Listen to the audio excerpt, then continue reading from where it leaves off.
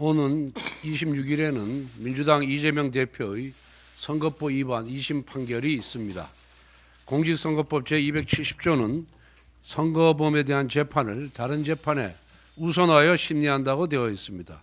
그 기한은 633 원칙을 적용하여 1심은 6개월, 항소심과 상고심은 각각 3개월 이내에 하도록 규정하고 있습니다.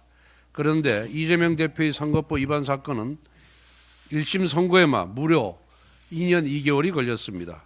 이재명 대표에 대한 사법부의 지연된 정의는 오늘날의 정치적 혼란을 일으킨 중대한 원인이 되었습니다.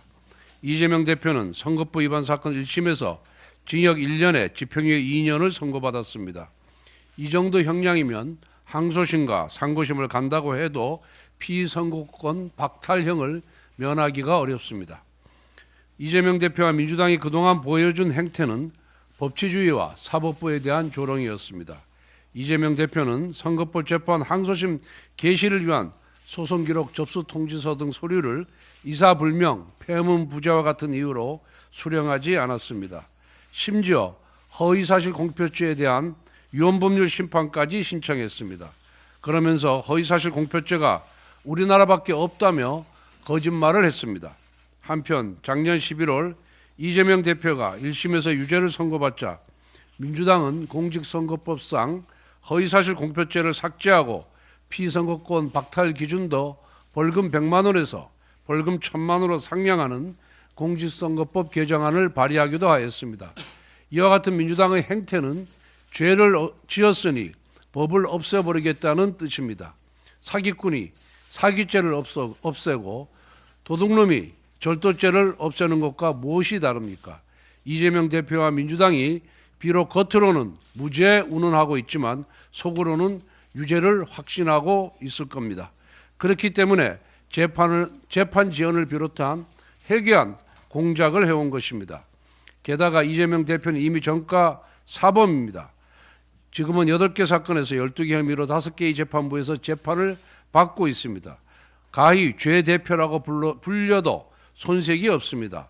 어제 박찬대 원내대표는 오늘의 범죄를 처벌하지 않으면 내일은 더 큰 범죄가 일어난다고 주장했습니다. 그대로 이재명 대표에게 돌려드리면 딱 맞는 말입니다. 이재명 대표의 공직선거법 위반 사건을 비롯한 재판에서 사법부의 신속하고 엄정한 판결을 촉구합니다. 사법부는 633 원칙을 지키지 않아 손상되었던 자신의 권위를 공정한 판결로 회복하기를 바랍니다. 우리 경제가 유례없는 복합 위기에 처해 있습니다. 미국발 글로벌 통상 전쟁과 관세 전쟁의 직격탄이 쏟아지는 가운데 OECD는 한국의 경제 성장률 전망치를 3개월 만에 2.1%에서 1.5%로 대폭 하향 조정하였습니다.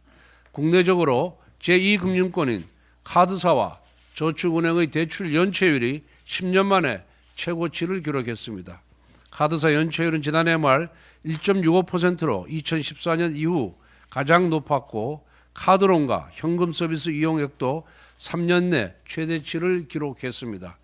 저축은행 연체율도 8.52%로 2015년 이후 최고치이며 3개월 이상 연체된 비율은 11%에 육박합니다. 불황의 직격탄을 맞은 서민층이 급전창구로 내몰렸지만 그마저도 상환하지 못하는 최악의 상황입니다. 가계소비의 최후의 보루로 꼽히는 교육비마저 감소하고 있고 최근 3개월새 폐업한 자영업자는 27만 명에 이르고 있습니다. 국민의 일상마저 무너지는 심각한 위기 상황입니다. 이럴 때일수록 애교, 통상, 경제를 이끄는 컨트롤 타워의 리더십이 무엇보다 중요합니다. 그런데도 민주당은 대통령과 국무총리 탄핵에 이어 기어이 경제부총리 탄핵안까지 발의하고 연일 장애투쟁을 하며 최대행 탄핵을 협박하고 있습니다. 사상 초유의 대한민국 국가 리더십 공백 상태입니다. 최상목 대행에 대한 탄핵은 한국 경제에 대한 탄핵입니다. 민생경제마저 파괴하는 최악의 행패입니다. 이재명 대표의 방탄과 대권 야욕에 방해가 되면은 국정이건 경제건 민생이건 모조리 탄핵하고 제거하겠다는 테러 정치입니다. 최상목 권한대행이 미국 스콧 벤센트 재무장관과 화상 면담을 한 것이 불과 2달도 되지 않았습니다. 한덕수 대행 역시 바이든 미국 대통령과 통화한 지 보름도 되지 않아 탄핵 소추를 당했습니다. 이렇듯 민주당의 탄핵 폭주로 인해 정부 인사는 누가 언제 직무 정지를 당할지 모를 지경입니다. 이러한 대혼란 속에서 미국을 비롯한 우방국들은 과연 대한민국의 누구와 진지한 대화를 나눌 수 있겠습니까?